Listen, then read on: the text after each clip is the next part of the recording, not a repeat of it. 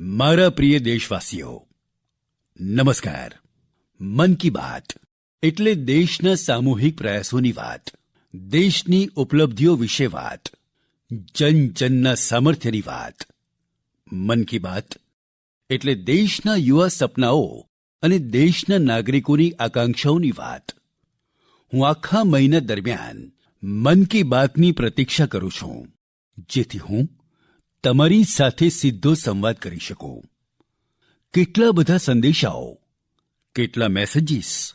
મારો પૂરો પ્રયાસ રહે છે કે વધુમાં વધુ સંદેશાઓ વાંચું, તમારા સૂચનો પર મંથન કરું.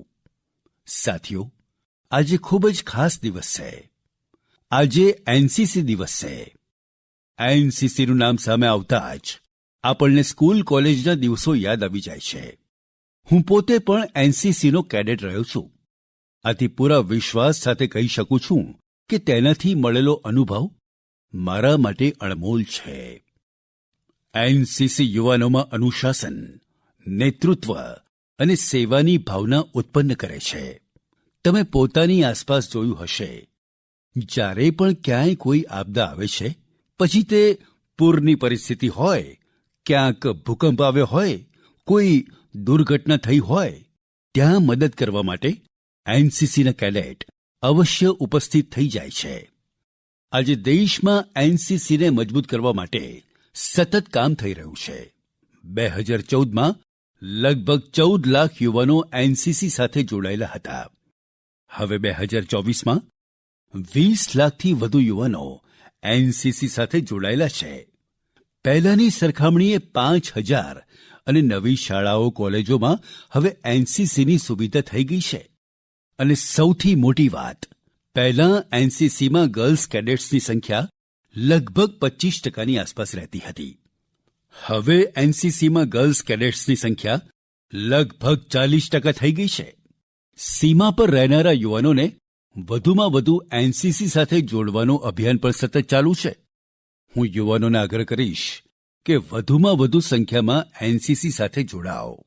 તમે જોશો કે તમે કોઈ પણ કેરિયરમાં જાઓ, એનસીસીથી તમારા વ્યક્તિગત નિર્માણમાં ખૂબ જ મદદ મળશે.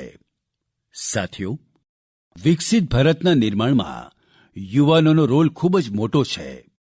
યુવા મન જ્યારે એક સંપ થઈને દેશની ભવિષ્યની યાત્રા માટે મંથન કરે છે, ચિંતન કરે છે, તો નિશ્ચિત રીતે તેમાંથી નક્કર માર્ગ મળે છે.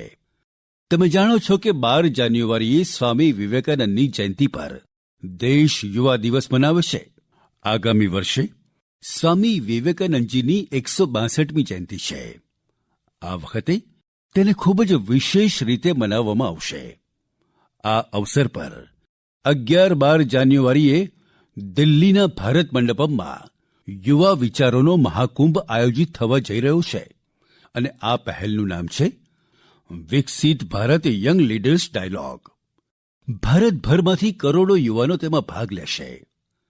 ગામ, બ્લોક, જિલ્લા, રાજ્ય અને ત્યાંથી નીકળીને પસંદ કરાયેલા આવા 2000 યુવાનો ભારત મંડપમમાં વિકસિત ભારત યંગ લીડર્સ ડાયલોગ્સ માટે એકત્ર થશે. તમને યાદ હશે, મેં લાલ કિલ્લાની પ્રાચીર પરથી એવા યુવાનોને રાજનીતિમાં આવવાનું આહ્વાન કર્યું છે, જેના પરિવારની કોઈ પણ વ્યક્તિ અને પૂરા પરિવારનું પોલિટિકલ બેકગ્રાઉન્ડ નથી. આવા 1 લાખ યુવાનોને, નવા યુવાનોને રાજનીતિ સાથે જોડવા માટે દેશમાં અનેક પ્રકારના વિશેષ અભિયાન ચલાવાશે. વિકસિત ભારત યંગ લીડર્સ ડાયલોગ પણ આવો જ એક પ્રયાસ છે. તેમાં દેશ અને વિદેશથી એક્સપર્ટ્સ આવશે. અનેક રાષ્ટ્રીય અને આંતરરાષ્ટ્રીય હસ્તીઓ પણ રહેશે. હું પણ તેમાં વધુમાં વધુ સમય ઉપસ્થિત રહીશ. યુવાનોને સીધા અમારી સામે પોતાના આઈડિયાઝ રાખવાનો અવસર મળશે. દેશ આ આઈડિયાઝને આગળ લઈને કેવી રીતે જઈ શકે છે, કેવી રીતે એક નક્કર રોડમેપ બની શકે છે, તેની એક બ્લ્યુપ્રિન્ટ તૈયાર કરવામાં આવશે. તો તમે પણ તૈયાર થઈ જાઓ, જે ભારતના ભવિષ્યનું નિર્માણ કરવાના છે, જે દેશની ભાવિ પેઢી છે, તેમના માટે એક ખૂબ જ મોટો અવસર આવી રહ્યો છે. આવો મળીને દેશ બનાવીએ, દેશને વિકસિત બનાવીએ. મારા પ્રિય દેશવાસીઓ, મન કી બાતમાં આપણે ઘણીવાર એવા યુવાનોની ચર્ચા કરીએ છીએ જે નિસ્વાર્થ ભાવથી સમાજ માટે કામ કરી રહ્યા છે. એવા કેટલાક યુવાનો છે જે લોકોની નાની નાની સમસ્યાઓનું સમાધાન મેળવવામાં લાગેલા છે. આપણે આપણી આસપાસ જોઈશું તો કેટલાય એવા લોકો દેખાય છે જેમને કોઈને કોઈ પ્રકારની મદદ જોઈએ છે, કોઈ જાણકારી જોઈએ છે. મને એ જાણીને સારું લાગ્યું કે કેટલાક યુવાનોએ સમૂહ બનાવીને આ પ્રકારની વાતને પણ એડ્રેસ કરી છે. જેમ કે લખનૌના રહેવાસી વિરેન્દ્ર છે. તેઓ વૃદ્ધોને ડિજિટલ લાઈફ સર્ટિફિકેટના કામમાં મદદ કરે છે. તમે જાણો છો કે નિયમો મુજબ બધા પેન્શનર્સને વર્ષમાં એકવાર લાઈફ સર્ટિફિકેટ જમા કરાવવાનું હોય છે. 2014 સુધી તેની પ્રક્રિયા એવી હતી કે તેને બેંકોમાં જઈને વૃદ્ધે પોતે જમા કરાવવું પડતું હતું. તમે કલ્પના કરી શકો છો કે તેનાથી આપણા વૃદ્ધોને કેટલી અસુવિધા થતી હતી. હવે તે વ્યવસ્થા બદલાઈ ચૂકી છે. હવે ડિજિટલ લાઈફ સર્ટિફિકેટ આપવાથી ચીજો ખૂબ સરળ બની ગઈ છે. વૃદ્ધોને બેંક નથી જવું પડતું. વૃદ્ધોને ટેકનોલોજીના કારણે કોઈ તકલીફ ન પડે તેમાં વિરેન્દ્ર જેવા યુવાનોની મોટી ભૂમિકા છે. તેઓ પોતાના ક્ષેત્રના વૃદ્ધોને તેના વિશે જાગૃત કરતા રહે છે. એટલું જ નહીં, તેઓ વૃદ્ધોને ટેક્સ સેવી પણ બનાવી રહ્યા છે.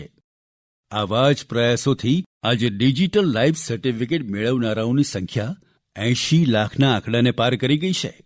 તેમાંથી 2 લાખથી વધુ એવા વૃદ્ધો છે જેમની વય 80થી પણ વધુ છે. સાથીઓ, અનેક શહેરોમાં યુવાનો વૃદ્ધોને ડિજિટલ ક્રાંતિમાં ભાગીદાર બનાવવા માટે પણ આગળ આવી રહ્યા છે. ભોપાલના મહેશે પોતાની શેરીમાં અનેક વૃદ્ધોને મોબાઈલના માધ્યમથી પેમેન્ટ કરવાનું શીખવ્યું છે. આ વૃદ્ધો પાસે સ્માર્ટફોન તો હતો, પરંતુ તેનો સાચો ઉપયોગ બતાવનાર કોઈ નહોતું. વૃદ્ધોને ડિજિટલ એરેસ્ટના ભયથી બચાવવા માટે પણ યુવાનો આગળ આવ્યા છે. અમદાવાદના રાજીવ લોકોને ડિજિટલ એરેસ્ટના ભયથી ચેતવે છે. મેં મન કી બાતના ગત એપિસોડમાં ડિજિટલ એરેસ્ટની ચર્ચા કરી હતી. આ પ્રકારના અપરાધના વધુમાં વધુ શિકાર વૃદ્ધો જ બને છે. આવામાં આપણી જવાબદારી છે કે આપણે તેમને જાગૃત બનાવીએ અને સાયબર ફ્રોડથી બચાવવામાં મદદ કરીએ. આપણે વારંવાર લોકોને સમજાવવું પડશે કે ડિજિટલ એરેસ્ટ નામથી સરકારમાં કોઈ પણ જોગવાઈ જ નથી. આ હળાહળ જુઠ્ઠાણું લોકોને ફસાવવાનું એક ષડયંત્ર છે. મને આનંદ છે કે આપણા યુવા સાથીઓ આ કામમાં પૂરી સંવેદનશીલતાથી હિસ્સો લઈ રહ્યા છે અને બીજાને પણ પ્રેરિત કરી રહ્યા છે. મારા પ્રિય દેશવાસીઓ, આજકાલ બાળકોના ભણતર માટે અનેક પ્રકારના પ્રયોગ થઈ રહ્યા છે. પ્રયાસ એ જ છે કે આપણા બાળકોમાં ક્રિએટિવિટી વધુ વધે, પુસ્તકો માટે તેમનામાં પ્રેમ વધુ વધે. કહે પણ છે કે પુસ્તકો માનવના સૌથી સારા મિત્ર હોય છે અને હવે આ મિત્રતાને મજબૂત કરવા માટે લાઇબ્રેરીથી વધુ સારી જગ્યા બીજી કઈ હોઈ શકે? હું ચેન્નઈનું એક ઉદાહરણ તમારી સામે શેર કરવા માંગુ છું. ત્યાં બાળકો માટે એક એવી લાઇબ્રેરી તૈયાર કરવામાં આવી છે જે ક્રિએટિવિટી અને લર્નિંગનું હબ બની ચૂકી છે. તેને પ્રકૃત અરિવગમના નામથી ઓળખવામાં આવે છે. આ લાઇબ્રેરીનો આઈડિયા ટેકનોલોજીની દુનિયા સાથે જોડાયેલા શ્રીરામ ગોપાલનની દેણ છે. વિદેશમાં પોતાના કામ દરમિયાન તેઓ લેટેસ્ટ ટેકનોલોજીની દુનિયા સાથે જોડાયેલા રહ્યા, પરંતુ તેઓ બાળકોમાં ભણવા અને શીખવાની ટેવ વિકસાવવા વિશે પણ વિચારતા રહ્યા. ભારત પાછા ફરીને તેમણે પ્રકૃત અરિવગમને તૈયાર કર્યું. તેમાં 3000થી વધુ પુસ્તકો છે જેને વાંચવા માટે બાળકોમાં હોડ લાગી રહે છે. પુસ્તકો સિવાય તે લાઇબ્રેરીમાં થનારી અનેક પ્રકારની એક્ટિવિટીઝ પણ બાળકોને આકર્ષતી રહે છે. સ્ટોરી ટેલિંગ સેશન હોય, આર્ટ વર્કશોપ હોય, memory training classes, robotics lesson કે પછી પબ્લિક સ્પીકિંગ, અહીં દરેક માટે કંઈ ને કંઈ અવશ્ય છે જે તેમને પસંદ આવે છે. સાથીઓ, હૈદરાબાદમાં ફૂડ ફોર થોટ ફાઉન્ડેશને પણ અનેક શાનદાર લાઇબ્રેરીઝ બનાવી છે. તેમનો પણ પ્રયાસ એ જ છે કે બાળકોને વધુમાં વધુ વિષયો પર મહત્વની જાણકારી સાથે વાંચવા માટે પુસ્તકો મળે. બિહારમાં ગોપાલગંજની પ્રયોગ લાઇબ્રેરીની ચર્ચા તો આસપાસના અનેક શહેરોમાં થવા લાગી છે. આ લાઇબ્રેરીથી લગભગ 12 ગામના યુવાનોને પુસ્તકો વાંચવાની સુવિધા મળવા લાગી છે. સાથે જ તે લાઇબ્રેરી ભણતરમાં મદદ કરનારી બીજી આવશ્યક સુવિધાઓ પણ ઉપલબ્ધ કરાવી રહી છે. કેટલીક લાઇબ્રેરીઝ તો એવી છે જે સ્પર્ધાત્મક પરીક્ષાઓની તૈયારીઓમાં સ્ટુડન્ટ્સને ઘણી કામ આવે છે. સમાજને સશક્ત બનાવવામાં આજે લાઇબ્રેરીનો શ્રેષ્ઠ ઉપયોગ થઈ રહ્યો છે. તે જોવું ખરેખર ખૂબ જ સુખદ છે. તમે પણ પુસ્તકો સાથે મિત્રતા વધારો અને જુઓ તમારા જીવનમાં કેવું પરિવર્તન આવે છે. મારા પ્રિય દેશવાસીઓ, પરમ દિવસની રાત્રે જ હું દક્ષિણ અમેરિકાના એક દેશ ગયાનાથી પરત આવ્યો છું. ભારતથી હજારો કિલોમીટર દૂર ગયાનામાં પણ એક મિની ભારત વસે છે. આજથી લગભગ 180 વર્ષ પહેલાં ગયાનામાં ભારતના લોકોને ખેતરમાં મજૂરી માટે બીજા કામો માટે લઈ જવામાં આવ્યા હતા. આજે ગયાનામાં ભારતીય મૂળના લોકો રાજકારણ, વેપાર, શિક્ષણ અને સંસ્કૃતિના દરેક ક્ષેત્રમાં ગયાનાનું નેતૃત્વ કરી રહ્યા છે. ગયાનાના રાષ્ટ્રપ્રમુખ ડોક્ટર ઇરફાન અલી પણ ભારતીય મૂળના જ છે, જે પોતાના ભારતીય વારસા પર ગર્વ કરે છે. જ્યારે હું ગયાનામાં હતો ત્યારે મારા મનમાં એક વિચાર આવ્યો હતો, જે હું મન કી બાતમાં તમારી સાથે શેર કરી રહ્યો છું. ગયાનાની જેમ દુનિયાના ડઝનો દેશોમાં લાખોની સંખ્યામાં ભારતીય છે. દાયકાઓ પહેલાંની 200-300 વર્ષ પહેલાંની તેમના પૂર્વજોની પોતાની વાતો છે. શું તમે એવી વાતોને શોધી શકો કે ભારતીય પ્રવાસીઓએ કેવી રીતે અલગ અલગ દેશોમાં પોતાની ઓળખ બનાવી? કેવી રીતે તેમણે ત્યાંની સ્વતંત્રતાની લડાઈમાં ભાગ લીધો? કેવી રીતે તેમણે પોતાના ભારતીય વારસાને જીવંત રાખ્યો? હું ઈચ્છું છું કે તમે એવી સાચી વાતો શોધો અને મારી સાથે શેર કરો. તમે આ વાતોને નમો એપ પર કે માયગોવ પર #ઇન્ડિયા ડાયસ્પોરા સ્ટોરીઝની સાથે પણ શેર કરી શકો છો. સાથીઓ, તમને ઓમાનમાં ચાલી રહેલો એક એક્સ્ટ્રા ઓર્ડિનરી પ્રોજેક્ટ પણ ખૂબ રસપ્રદ લાગશે. અનેક ભારતીય પરિવાર અનેક સદીઓથી ઓમાનમાં રહી રહ્યા છે. તેમાંથી મોટા ભાગના ગુજરાતના કચ્છથી જઈને વસ્યા છે. આ લોકોએ વેપારમાં મહત્વપૂર્ણ લિંક તૈયાર કરી હતી. આજે પણ તેમની પાસે ઓમાનની નાગરિકતા છે, પરંતુ ભારતીયતા તેમની રગે રગમાં વસેલી છે. ઓમાનમાં ભારતીય દૂતાવાસ અને નેશનલ આર્કાઇવ્સ ઓફ ઇન્ડિયાના સહયોગથી એક ટીમે આ પરિવારોની હિસ્ટ્રીને પ્રિઝર્વ કરવાનું કામ શરૂ કર્યું છે. આ અભિયાન હેઠળ અત્યાર સુધીમાં હજારો ડોક્યુમેન્ટ્સ એકત્ર કરવામાં આવ્યા છે. તેમાં ડાયરી, એકાઉન્ટ બુક, લેજર્સ, લેટર્સ અને ટેલિગ્રામ પણ સમાવિષ્ટ છે. તેમાંથી કેટલાક દસ્તાવેજ તો ઈસવીસન 1838ના પણ છે. આ દસ્તાવેજો ભાવનાઓથી ભરેલા છે. વર્ષો પહેલાં જ્યારે તેઓ ઓમાન પહોંચ્યા હતા તો તેમણે કયા પ્રકારનું જીવન જીવ્યું, કેવી રીતે સુખદુઃખનો સામનો કર્યો અને ઓમાનના લોકો સાથે તેમના સંબંધો કેવી રીતે આગળ વધ્યા, આ સર્વ આ દસ્તાવેજોનો હિસ્સો છે. ઓરલ હિસ્ટ્રી પ્રોજેક્ટ પણ આ મિશનનો એક મહત્વપૂર્ણ આધાર છે. તે મિશનમાં ત્યાંના વરિષ્ઠ લોકોએ પોતાના અનુભવને વહેંચ્યો છે. લોકોએ ત્યાં પોતાની રહેણી-કરણી સાથે જોડાયેલી વાતોને વિસ્તારથી જણાવી છે. સાથીઓ, આવો જ એક ઓરલ હિસ્ટ્રી પ્રોજેક્ટ ભારતમાં પણ થઈ રહ્યો છે. આ પ્રોજેક્ટ હેઠળ ઇતિહાસપ્રેમી દેશના વિભાજનના કાળખંડમાં પીડિતોના અનુભવોનો સંગ્રહ કરી રહ્યા છે. હવે દેશમાં એવા લોકોની સંખ્યા બહુ ઓછી બચી છે જેમણે વિભાજનની વિભીષિકાને જોઈ છે.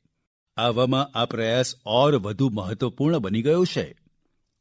સાથીઓ, જે દેશ, જે સ્થાન પોતાના ઇતિહાસને સાચવીને રાખે છે તેનું ભવિષ્ય પણ સુરક્ષિત રહે છે. આ વિચાર સાથે એક પ્રયાસ થયો છે જેમાં ગામોના ઇતિહાસને સાચવીને રાખનારી એક ડિરેક્ટરી બનાવવામાં આવી છે.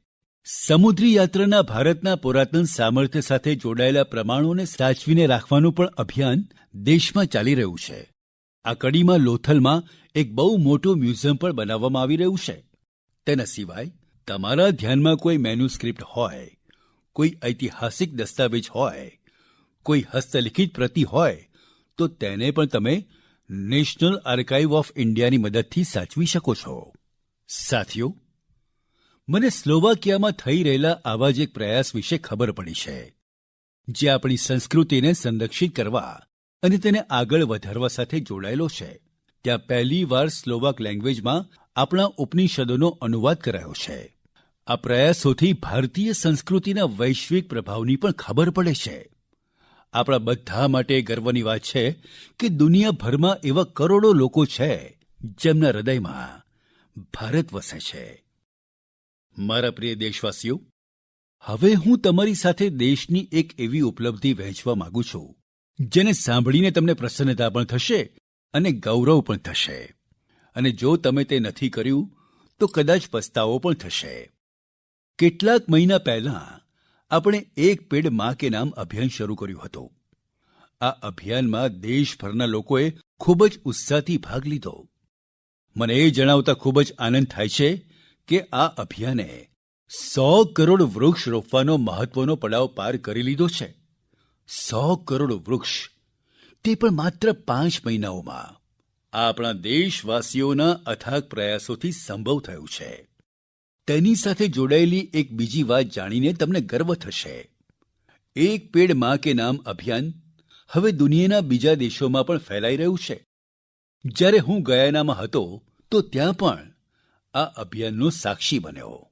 ત્યાં મારી સાથે ગયાનાના રાષ્ટ્રપ્રમુખ ડોક્ટર ઇરફાન અલી, તેમની પત્નીના માતાજી અને પરિવારના બાકી સભ્યો એક પેડ માં કે નામ અભિયાનમાં સંમિલિત થયા. સાથીઓ, દેશના અલગ અલગ હિસ્સાઓમાં આ અભિયાન સતત ચાલી રહ્યું છે. મધ્યપ્રદેશના ઇન્દોરમાં એક પેડ માં કે નામ અભિયાન હેઠળ વૃક્ષ લગાવવાનો વિક્રમ થયો છે. અહીં 24 કલાકમાં 12 લાખથી વધુ વૃક્ષ રોપવામાં આવ્યા. આ અભિયાનને કારણે ઇન્દોરના રેવાતી હિલ્સનો ઉજ્જડ વિસ્તાર હવે ગ્રીન ઝોનમાં ફેરવાઈ જશે. રાજસ્થાનના જેસલમેરમાં આ અભિયાન દ્વારા એક અનોખો વિક્રમ બન્યો. અહીં મહિલાઓની એક ટીમે 1 કલાકમાં 25,000 વૃક્ષો લગાવ્યા. માતાઓએ માના નામે વૃક્ષ લગાવ્યું અને બીજાઓને પણ પ્રેરિત કર્યા. અહીં એક જ જગ્યા પર 5,000થી વધુ લોકોએ મળીને વૃક્ષો લગાવ્યા. તે પણ પોતાની રીતે એક વિક્રમ છે. એક પેડ માં કે નામ અભિયાન હેઠળ અનેક સામાજિક સંસ્થાઓ સ્થાનિક આવશ્યકતાઓના હિસાબથી વૃક્ષ લગાવી રહી છે. તેમનો પ્રયાસ છે કે જ્યાં વૃક્ષો રોપવામાં આવે ત્યાં પર્યાવરણને અનુકૂળ પૂરી ઇકોસિસ્ટમ ડેવલપ થાય. તેથી આ સંસ્થાઓ ક્યાંક ઔષધીય છોડ રોપી રહી છે તો ક્યાંક પક્ષીઓનો માળો બનાવવા માટે વૃક્ષ લગાવી રહી છે. બિહારમાં જીવિકા સેલ્ફ હેલ્પ ગ્રુપની મહિલાઓ 75 લાખ વૃક્ષો લગાવવાનું અભિયાન ચલાવી રહી છે. આ મહિલાઓનું ફોકસ ફળવાળા વૃક્ષો પર છે, જેનાથી આવનારા સમયમાં આવક પણ મેળવી શકાશે. સાથીઓ, આ અભિયાન સાથે જોડાયેલી કોઈ પણ વ્યક્તિ પોતાની માતાના નામે વૃક્ષ રોપી શકે છે. જો માતા જીવિત હોય તો તેમને સાથે લઈ જઈને તમે વૃક્ષ રોપી શકો છો. નહીં તો તેમની તસવીર સાથમાં લઈને તમે આ અભિયાનનો હિસ્સો બની શકો છો. વૃક્ષ સાથે તમે તમારી સેલ્ફી પણ mygov.in પર પોસ્ટ કરી શકો છો. માતા આપણા બધા માટે જે કરે છે તેનું ઋણ આપણે ક્યારેય ચૂકવી ન શકીએ. પરંતુ એક વૃક્ષ માને નામે લગાવીને આપણે તેમની ઉપસ્થિતિને હંમેશ માટે જીવિત કરી શકીએ છીએ. મારા પ્રિય દેશવાસીઓ, તમે બધા લોકોએ બાળપણમાં ચકલી કે સ્પેરોને પોતાના ઘરની છત પર વૃક્ષ પર ચીં ચીં કરતા અવશ્ય જોઈ હશે.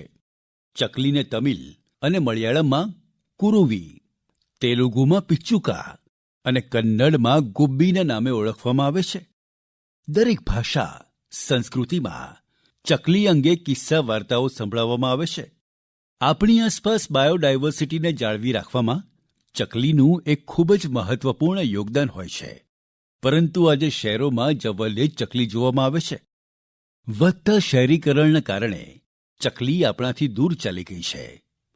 આજની પેઢીના ઘણા એવા બાળકો છે જેમણે ચકલીને માત્ર તસવીરો કે વિડીયોમાં જોઈ છે.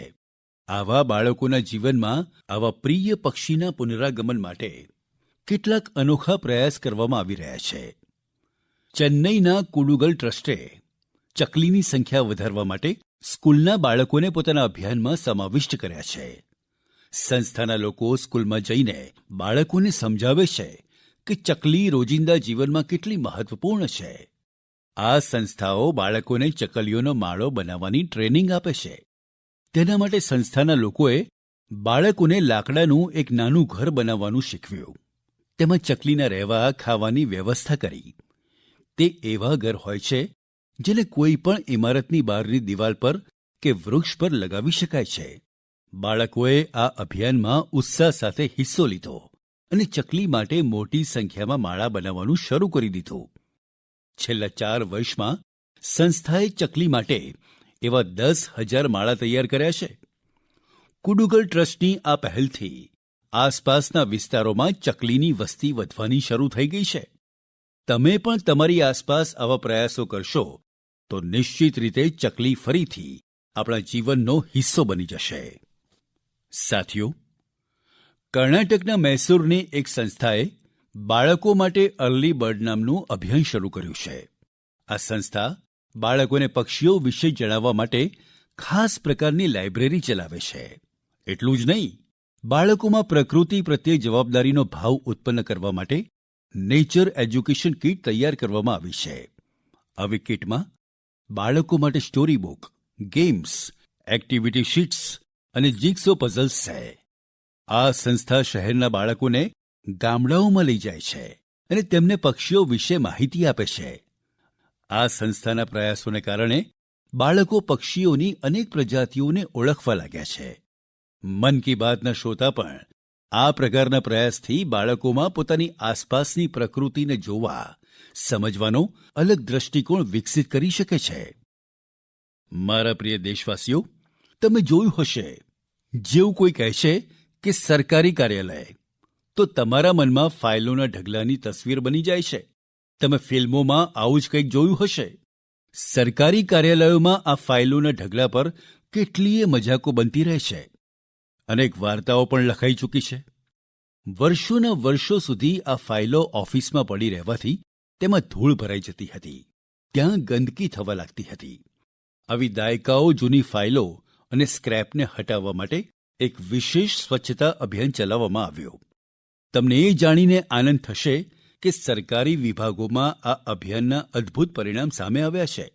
સાફ સફાઈથી કાર્યાલયોમાં ઘણી જગ્યા ખાલી થઈ ગઈ છે. તેનાથી કાર્યાલયમાં કામ કરનારાઓમાં એક ઓનરશીપનો ભાવ પણ આવ્યો છે. પોતાની કામ કરવાની જગ્યાને સ્વચ્છ રાખવાની ગંભીરતા પણ તેમનામાં આવી છે. સાથીઓ, તમે ઘણીવાર વડીલોને એવું કહેતા સાંભળ્યા હશે કે જ્યાં સ્વચ્છતા હોય છે ત્યાં લક્ષ્મીજીનો વાસ હોય છે. આપણે ત્યાં કચરાથી કંચનનો વિચાર ખૂબ જ જૂનો છે. દેશના અનેક હિસ્સામાં યુવાનો બેકાર સમજવામાં આવતી ચીજોને લઈને કચરામાંથી કંચન બનાવી રહ્યા છે. અનેક પ્રકારના ઇનોવેશન કરી રહ્યા છે. તેમાંથી તેઓ પૈસા કમાઈ રહ્યા છે. રોજગારના સાધનો વિકસિત કરી રહ્યા છે. આ યુવાનો પોતાના પ્રયાસોથી સસ્ટેનેબલ લાઇફસ્ટાઇલને પણ ઉત્તેજન આપી રહ્યા છે.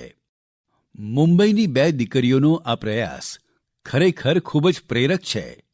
અક્ષરા અને પ્રકૃતિ નામની આ 2 દીકરીઓ કતરણથી ફેશનનો સામાન બનાવી રહી છે. તમે પણ જાણો છો કે કાપડના કતરણ સિલાઈ દરમિયાન જે કાપડ બચે છે તેને બેકાર સમજીને ફેંકી દેવામાં આવે છે. અક્ષરા અને પ્રકૃતિની ટીમ તે જ કાપડના કચરાને ફેશન પ્રોડક્ટમાં બદલી નાખે છે. કતરણથી બનેલી ટોપીઓ, બેગ, ચપોચપ વેચાઈ પણ રહી છે. સાથીઓ, સાફ સફાઈથી લઈને ઉત્તર પ્રદેશના કાનપુરમાં પણ સારી પહેલ થઈ રહી છે. અહીં કેટલાક લોકો રોજ સવારે મોર્નિંગ વોક પર નીકળે છે અને ગંગાના ઘાટો પર ફેલાયેલા પ્લાસ્ટિક અને અન્ય કચરાને ઉપાડી લે છે. તેને સમૂહને કાનપુર પ્લોગર્સ ગ્રુપ નામ આપવામાં આવ્યું છે. આ અભિયાનની શરૂઆત કેટલાક મિત્રોએ મળીને કરી હતી. ધીરે ધીરે તે જનભાગીદારીનું મોટું અભિયાન બની ગયું. શહેરના અનેક લોકો તેની સાથે જોડાઈ ગયા છે. તેના સભ્યો હવે દુકાનો અને ઘરોમાંથી પણ કચરો ઉઠાવવા લાગ્યા છે. આ કચરામાંથી રિસાયકલ પ્લાન્ટમાં ટ્રી ગાર્ડ તૈયાર કરવામાં આવે છે. એટલે કે આ ગ્રુપના લોકો કચરામાંથી બનેલા ટ્રી ગાર્ડની મદદથી છોડની સુરક્ષા પણ કરે છે. સાથીઓ, નાના નાના પ્રયાસોથી કેવી મોટી સફળતા મળે છે તેનું એક ઉદાહરણ આસામની ઇતિશા પણ છે. ઇતિશાનો અભ્યાસ દિલ્હી અને પુણેમાં થયો છે. ઇતિશા કોર્પોરેટ દુનિયાની ચમકદમકને છોડીને અરુણાચલની સાંગતી ઘાટીને સાફ બનાવવામાં લાગી છે. પર્યટકોના કારણે ત્યાં ઘણો પ્લાસ્ટિક વેસ્ટ જમા થવા લાગ્યો હતો. ત્યાંની નદી જે ક્યારેક સ્વચ્છ હતી તે પ્લાસ્ટિક વેસ્ટના કારણે પ્રદૂષિત થઈ ગઈ હતી. તેને સ્વચ્છ કરવા માટે ઇતિશા સ્થાનિક લોકો સાથે મળીને કામ કરી રહી છે. તેના ગ્રુપના લોકો ત્યાં આવનાર ટુરિસ્ટને જાગૃત કરે છે અને પ્લાસ્ટિક વેસ્ટને કલેક્ટ કરવા માટે પૂરી ખીણમાં વાંસથી બનેલી કચરાપેટીઓ લગાવે છે. સાથીઓ, આવા પ્રયાસોથી ભારતના સ્વચ્છતા અભિયાનને ગતિ મળે છે. આ નિરંતર ચાલનારું અભિયાન છે. તમારી આસપાસ પણ આવું જરૂર થતું હશે. તમે મને આવા પ્રયાસો વિશે જરૂર લખતા રહો. સાથીઓ, મન કી બાતના આ એપિસોડમાં અત્યારે આટલું જ. મને તો આખો મહિનો તમારી પ્રતિક્રિયાઓ, પત્રો અને સૂચનોની ખૂબ જ પ્રતીક્ષા રહે છે. દર મહિને આવતા તમારા સંદેશા મને વધુ સારું કામ કરવાની પ્રેરણા આપે છે. આગામી મહિને આપણે ફરી મળીશું મન કી બાતના એક વધુ અંકમાં, દેશ અને દેશવાસીઓની નવી ઉપલબ્ધિઓ સાથે. ત્યાં સુધી તમને બધા દેશવાસીઓને મારી ખૂબ ખૂબ શુભકામનાઓ. ખૂબ ખૂબ ધન્યવાદ.